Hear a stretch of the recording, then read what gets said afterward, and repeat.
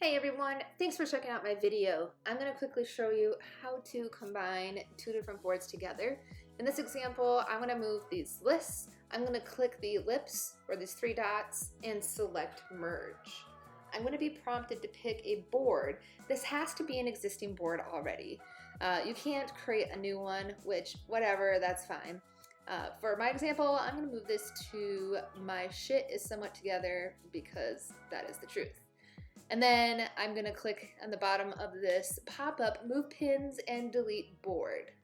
Once I click that, it's going to go back to my main feed and it's going to give me a message at the bottom of the screen when it is moving and when it is done. You can actually click the when it has moved and it'll open up the new board for you.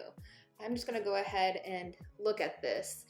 So you see it put it actually in as a new section, which you can also easily organize.